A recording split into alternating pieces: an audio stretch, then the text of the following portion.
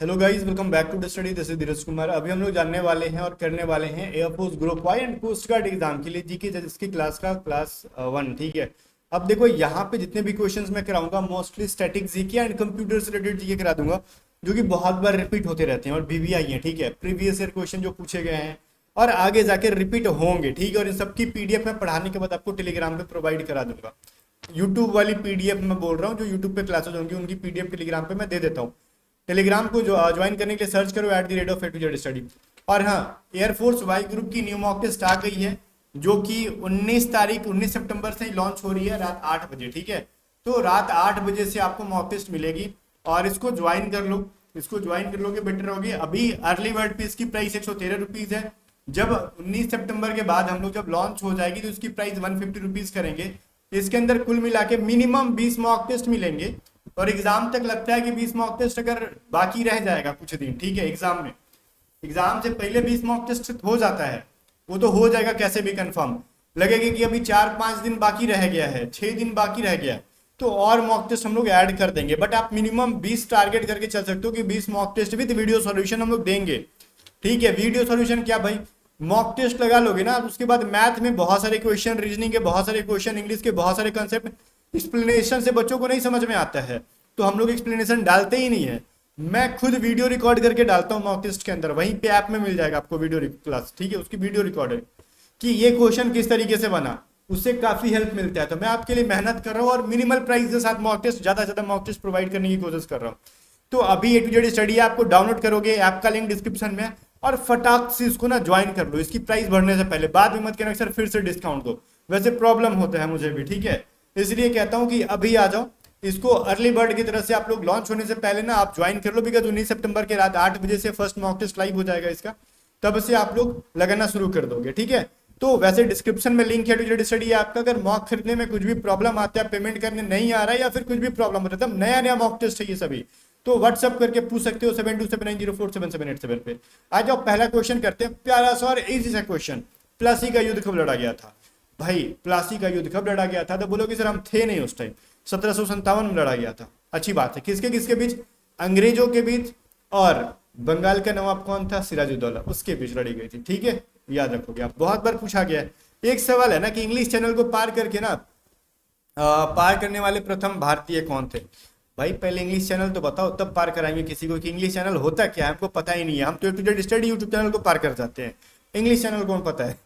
वो सब चीजें मैं बता दूंगा, आप उसके लिए टेंशन मत लो। ठीक है, पहले हम जानते हैं कि किसने पार किया इंग्लिश चैनल को भाई, तो बोलोगे आप मिहिर से। ठीक है, आपने पढ़ा होगा इसको पहले बहुत बार। ठीक है ना, कि इंग्लिश चैनल को इन्होंने कब 1958 में पार किया था। ओके, कब? 1958 में। अब सर ये बताओ कि ये इंग्लिश चैनल और बायोलॉजी चैनल होता क्या है? हालांकि बायोलॉजी और फिजिक्स चैनल नहीं होता है, ये इंग्लिश चैनल होता है। अब ये क्या चीज़ है ना, देखो ये मान लो ना, ये इंग्लैंड है। ठीक है, मैं उतना अच्छा से उसकी तो वो बनाऊंगा नहीं, मैप नहीं बनाऊंगा। और ये क्या है ना, फ्रांस है। तो इंग्लैंड का क्या है, ये साउथ पार्ट है इसका, और ऊपर में फ्रांस का क्या होता है, ये नॉर्थ पार्ट होता है। इन दोनों के बीच को ना एक पतली सी जगह जाती है इन दोनों के बीच से। ठीक है, पतली सी मतलब ये भी नहीं कि 1-2 इंच की, काफ़ी चौड़ी होती है ये भी। लगभग 560 किलोमीटर लंबा है ये। ठीक है, और चौड़ाई में 34 किलोमीटर चौड़ी है। तो आजकल नदियों के मामले में अगर हम देखिए 34 किलोमीटर कोई बड़ी चीज़ नहीं है। ठीक है, तो इसको पार किया था सबसे पहले किसने? इंडियन ने, मेहर सेन ने। बात समझ में आ गया? क्या चीज़ है, फ्रांस के उत्तर से और इंग्लैंड के साउथ पोल, साउथ में, दोनों के बीच में एक पतली सरकरी सी नैरो सी जो पट्टी गई है, पानी बहती है इसके अंदर। ठीक है, क्योंकि तभी तैर रहे हैं इसके अंदर। 34 किलोमीटर चौड़ाई है इसकी, उसको पार करने के बारे में बात की जा रही है। ठीक है, चलो, प्रसिद्ध दिलवाड़ा मंदिर जो है वो कहाँ पे है? दिलवाड़ा मंदिर कहाँ पे है भाई? तो आपने पढ़ा होगा, राजस्थान के अंदर है। ठीक है, तो ये तो स्टैटिक जी की है, इसमें कुछ छिलना नहीं है, बस पढ़ना है, आगे बढ़ना है, याद रखना है। फिर यार ना, निम्नलिखित में से कौन सी मुंशी प्रेमचंद द्वारा नहीं लिखी गई है भाई? गबन जो है ना, मुंशी प्रेमचंद ने लिखा है। गोदान भी मुंशी प्रेमचंद ने लिखा है। गाइड नहीं, गाइड ने तो नहीं लिखा। मानसरोवर को भी लिखा है। गाइड जो है ना, R.K. नारायण के द्वारा लिखा गया है। ठीक है, R.K. नारायण के द्वारा लिखा गया है। ठीक है, किसके द्वारा गाइड लिखा गया, याद रखना। देखो ऐसा ना होना कि एग्जाम में ये तीनों ना आए, ये सवाल को उल्टा करके पूछ रहे कि गाइड जो बुक है वो किसके द्वारा लिखा गया, इसलिए मैं बता रहा हूँ। जरूरी थोड़ी है कि सीधे सीधे जिस तरीके से मैं करा रहा हूँ उसी तरीके से आएगा, उसी में से घुमा के आ जाएगा। तो चीजों को थोड़ा सा समझना। गाइड किसके द्वारा लिखा गया है? आर के नारायण के द्वारा। आगे बढ़ो। फिफ्थ नंबर है, ओलंपिक में व्यक्तिगत पदक जीतने वाली पहली भारतीय कौन थी? ठीक है, थी नहीं थे। तो पहले भारतीय कौन थे भाई व्यक्तिगत पदक जीतने वाले? केडी यादव 1952 में। याद है? बोलोगे नहीं सर हमको तो नहीं याद है। क्या जीता था इन्होंने? ब्रॉन्ज जीता था, याद है? नहीं जीता था। जीता तो था लेकिन याद नहीं है। कांस्य पदक, ठीक है, किसने? केडी यादव ने। ओके, आगे बढ़ते हैं। राज्यसभा के सदस्यों का चुनाव किसके द्वारा होता है? वो पहले साइड करो, मैं आपको दो चीजें बताता हूँ। एक तो होता है राज्यसभा, ठीक है, जो कि इंपॉर्टेंट, और एक होता है लोकसभा। राज्यसभा को ना अपर हाउस कहा जाता है, उच्च सदन कहा जाता है, बहुते बच्चों को नहीं पता होगा। और लोकसभा को लोअर हाउस कहा जाता है, ठीक है। क्या कहते हैं इसको? निम्न सदन। निम्न सदन। और अपर सदन मतलब उच्च सदन। बहुत बच्चा इसको उल्टा पढ़ता है। लोकसभा उसको लगता है कि उच्च होगा और राज्यसभा नीच होगा। नीच तो नहीं कह सकते, निम्न होगा, लेकिन जबकि उल्टा होता है। लोकसभा लोअर हाउस है, राज्यसभा ऊपर अपर हाउस है। तो इसको याद रखना। अब आ जाओ राज्यसभा पे आते हैं कि राज्यसभा के सदस्यों का चुनाव कैसे होता है। तो विधानसभा के जो निर्वाचित सदस्य होते हैं, elected member of the legislative assembly, उनके द्वारा होता है भाई, और क्या। चलो भाई आगे बढ़ते हैं। फिर बताओ कौन सा सिक्का धातु नहीं है? मैंने इसको साइंस क्लासेस में कराया था कोस्ट गार्ड वाले में, जो कि एयरफोर्स के भी इंपॉर्टेंट है। देखो सिक्का धातु मतलब जिनसे क्वाइंस बनाए जाते हैं, क्वाइनेज मेटल। तो तीन जो मेनली होते हैं क्वाइनेज मेटल, कौन कौन से भाई? सिल्वर, चांदी, gold, and third is copper, ठीक है। अब जिसके अंदर सिल्वर, गोल्ड, कॉपर के अलावा कुछ और नाम दे रखा है, वही हमारा आंसर होगा। जिंक नहीं है, याद रहेगा ना? सुनना, लिखा है उसके अंदर। फैदम किसकी इकाई है? फैदम, ठीक है। फैदम से क्या करते हो आप? गहराई को, डेप्थ को मेजर करते हो ना आप, ठीक है। चलो फिर आगे है गर्म पानी अभ्यारण कहाँ पे? तो ठंडा पानी तो कर नहीं सकते। गर्म पानी अभ्यारण जो है ना वो असम के अंदर है। ये सभी स्टैटिक्स आएंगी जिसमें कुछ भी लॉजिक नहीं है, कुछ डिटेल्स नहीं है, आपको बस इनको रटना होता है स्टैटिक्स को, ठीक है, जो रिपीटेड है। गर्म पानी अभ्यारण कहाँ पे? असम के अंदर, मैंने बोला, ठीक है ना। आगे जाओ, एफएफसी का फुल फॉर्म बताओ। आजकल फुल फॉर्म भी बड़ा अटपटा पूछ रहा है, तो हम भी लेके आएंगे इस बार फुल फॉर्म अच्छे खासे, ठीक है।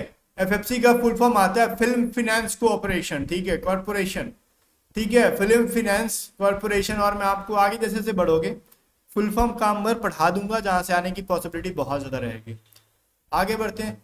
बीसी रॉय जो पुरस्कार होता है वो किस क्षेत्र में दिया जाता है? देखो गाइस, हम भारत में क्या करते हैं ना, अब भारत में तो पता है कि दिया जाता है बीसी रॉय, नाम से समझ में आ रहा है। तो एक चीज मैं आपको बताता हूँ, भारत में हाईएस्ट सिविलियन अवार्ड कौन सा है? बोलोगे भारत रत्न, ठीक है। सर्वोच्च नागरिक जो है ना पुरस्कार किसको मानते हैं हम लोग? भारत रत्न को। वैसे डॉक्टरों के लिए भी एक बना गया है, ठीक है, डॉक्टर्स के लिए भी एक हाईएस्ट डॉक्टर अवार्ड माना जाता है, जिसको मेडिसिन के क्षेत्र में दिया जाता है, ठीक है, बीसी रॉय अवार्ड, ठीक है। याद रखोगे ना, लिख लेना, मेरे भरोसे ना रखना कि आपने लिखा नहीं स्क्रीन पे तो हम कैसे लिख दें। मैं नहीं पढ़ूंगा तो आप भी नहीं पढ़ोगे, मैं बोल रहा हूँ ना, वो चीजों को लिख लो। हाईएस्ट डॉक्टर अवार्ड बोला जाता है बीसी रॉय अवार्ड को, जो कि मेडिसिन के क्षेत्र में दिया जाता है। डॉक्टर से रिलेटेड तो मेडिसिन ही है ना, संगीत, जर्नलिज्म, इन्वायरमेंट तो है नहीं। आगे बढ़ते हैं।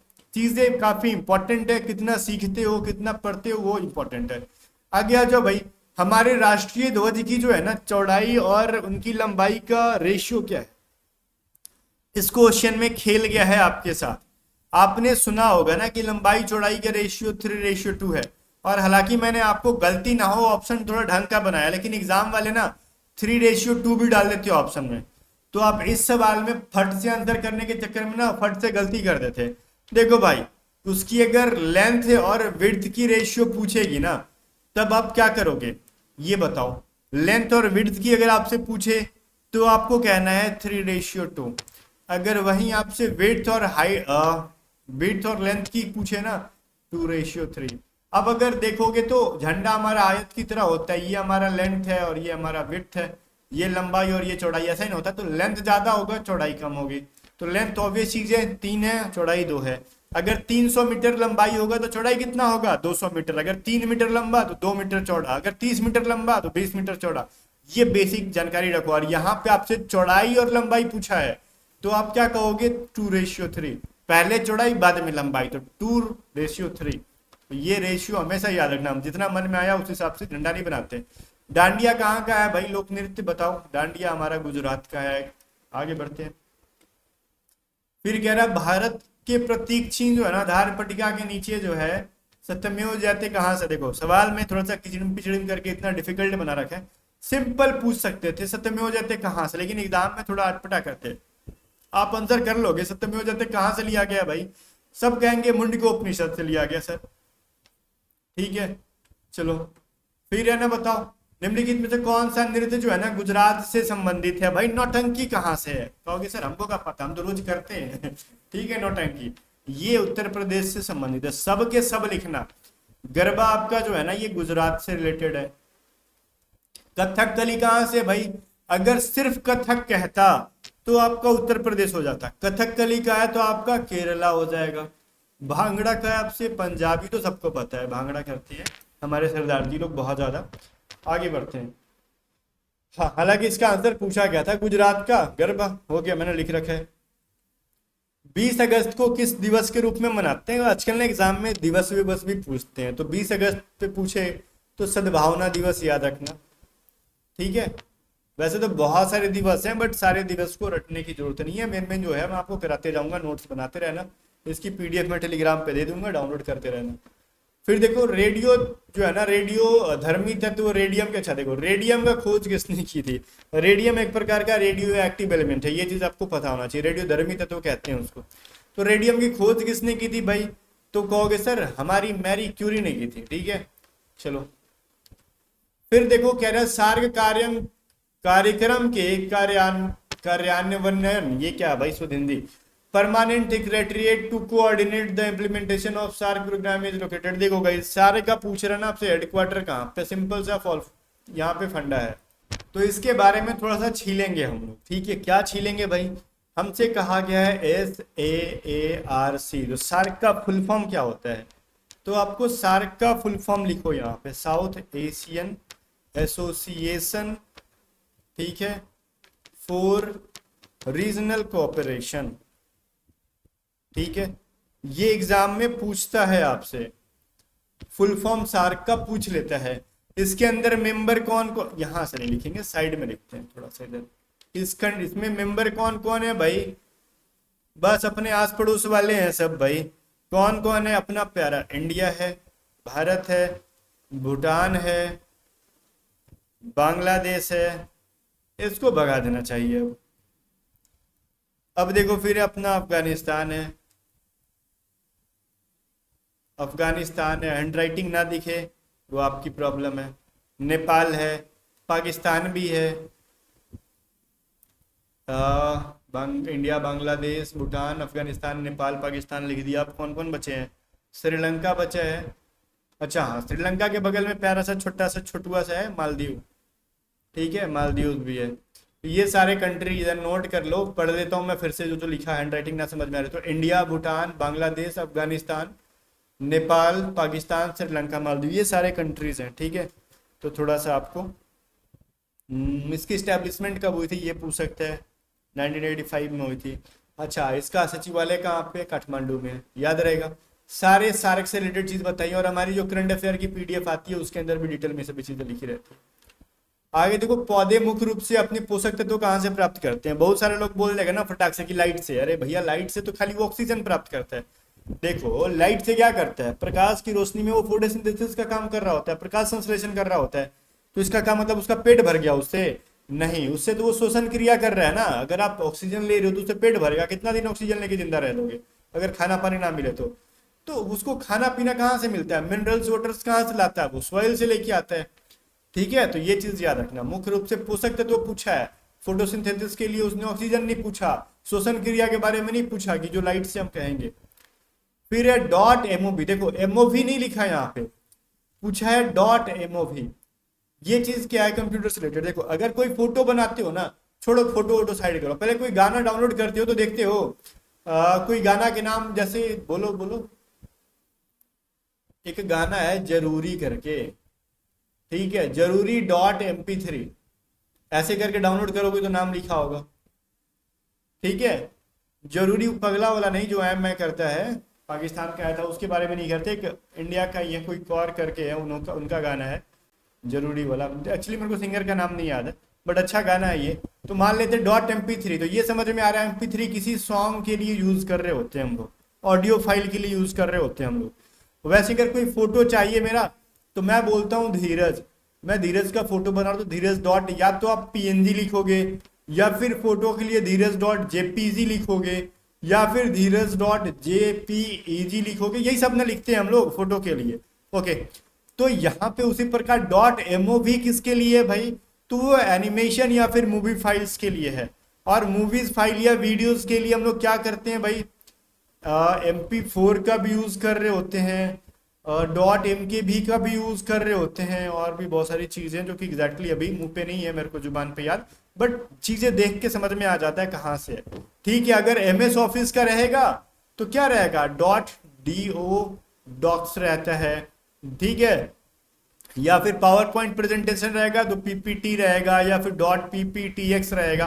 तो ये सभी चीजें कंप्यूटर से रिलेटेड है। तो डॉक्यूमेंट्स में आपको ये दिखेंगे, वीडियोज में आपको ये दिखेंगे, सॉन्ग्स में आपको डॉट MP3 दिखेगा, फोटोज में आपको PNG JPG JPEG दिखेगा। तो ये सभी चीजें नोट कर लो, बहुत इंपॉर्टेंट है। आगे बढ़ते हैं, ये पूछा था आपसे MOV का, तो आपका मूवी वाला हो जाएगा। फिर देखो ये लिखा है साइट, जैसे देखो यहाँ पे है ना HTTP, ठीक है, ऊपर में S नहीं लिखा, नीचे में S लिखा है, मैं समझा देता हूँ। देखो सवाल को मैं पहले ठीक कर दूं, उसके बाद में आगे बढ़ूंगा। देखो इस पूरे वेबसाइट में क्या लिखा है, ध्यान से सुनना, .https, ठीक है, www.a2zstudy.in। ये पूछ रहा किसका उदाहरण है, ये पूरा का पूरा मिला के क्या है ना, बोल दो ना कि ये वेबसाइट का लिंक है, तो उस लिंक को क्या कहते हैं, URL कहते हैं हम लोग। URL का फुल फॉर्म क्या होता है भाई, यूनिफॉर्म रिसोर्स लोकेटर, क्या कहते हैं, यूनिफॉर्म रिसोर्स लोकेटर। ठीक है, इस पूरे के पूरे को कहेंगे यूनिफॉर्म रिसोर्स लोकेटर, एक प्रकार का ये URL है। अब इसको तोड़ो, अगर हम HTTP को तोड़ेंगे ना तो ये होता है हाइपर टेक्स्ट ट्रांसफर प्रोटोकॉल। वहीं पे अगर HTTPS कर दोगे ना, देखो यहाँ पे मेरे वेबसाइट को अगर विजिट करोगे ना, studentstudy.in, तो उसमें आपको S लगा रहेगा, बिकॉज वो सिक्योर है। अभी बना रहे हैं इसको हम लोग, ठीक है, बहुत सारी चीजें कोर्सेज वगैरह ऐप के अलावा वेबसाइट पे भी दिखेंगी। तो अभी देखो उसके साथ हमारे वेबसाइट पे HTTPS है, इसका मतलब होता है hyper text transfer protocol secure, मतलब ये सिक्योर है, एक प्रकार का लॉक है, मतलब वल्नरेबिलिटी जो होती है ना इसकी थोड़ी सी स्ट्रांग है, ठीक है, तो वल्नरेबल नहीं है ये चीजें ऐसे मान, लेकिन हैकर तो कुछ भी हैक कर सकते हैं। तो HTTPS S लगने का मतलब सिक्योर, अगर S ना लगाओ तो हाइपर टेक्स्ट ट्रांसफर प्रोटोकॉल, सबका फुल फॉर्म आता है भाई, वाहियात चीजें नहीं बता रहा हूं मैं आपको, ठीक है। तो ये चीजें आपको थोड़ा सा समझना होगा। और वहीं पे आपसे पूछा जाए कि www क्या होता है, www क्या है, तो इसका फुल फॉर्म होता है वर्ल्ड वाइड वेब। HTTP की स्पेस नहीं है, लिख लो हाइपर टेक्स्ट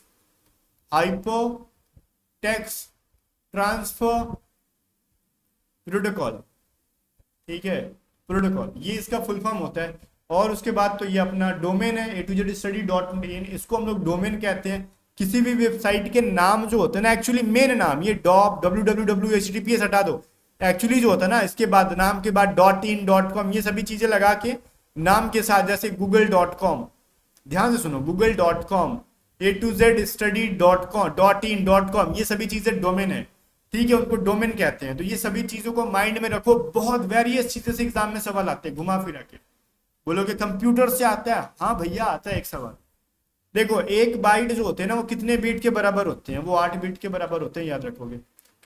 फिर कंप्यूटर संख्याओं की गणना की किस पद्धति को करता है, देखो हम लोग ना गिनती के लिए जो भी सिस्टम यूज करें, कंप्यूटर गिनती के लिए बाइनरी सिस्टम का यूज करता है। कौन से सिस्टम भाई, बाइनरी सिस्टम, जो ऑप्शन सी के अंदर दे रखा गया है।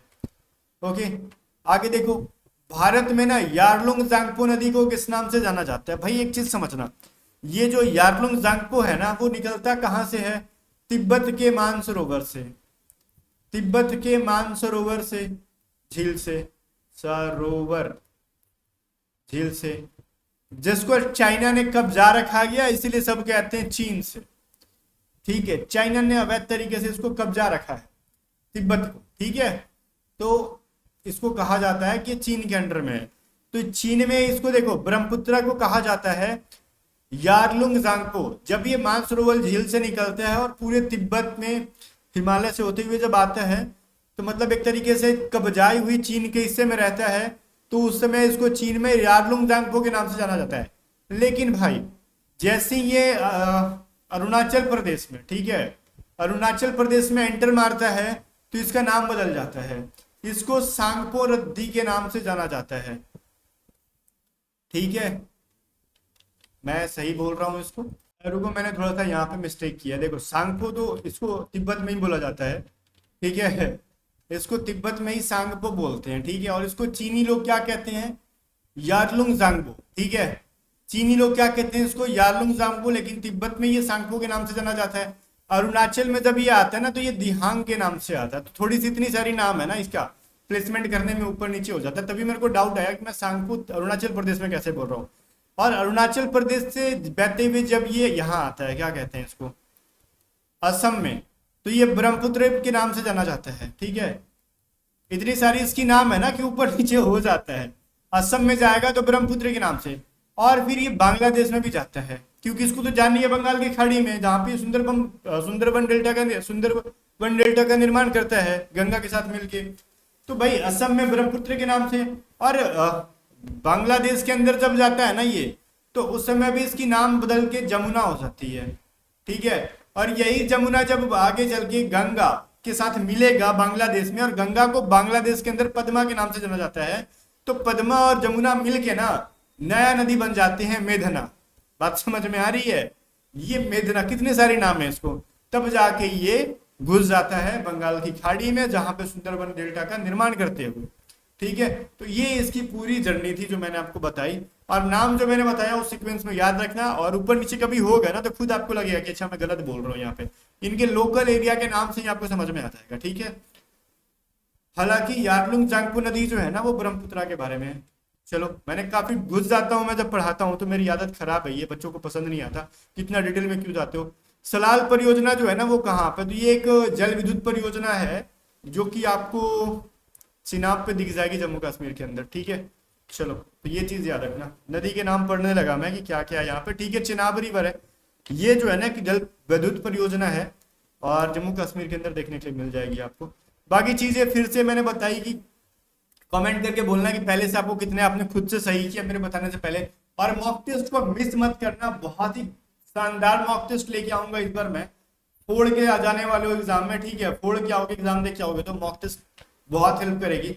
बाकी गाइस मिलते हैं नेक्स्ट वीडियो में, तब तक के लिए बाय बाय। वीडियो को लाइक करके शेयर कर दो, और वीडियो को सब्सक्राइब कर लेना।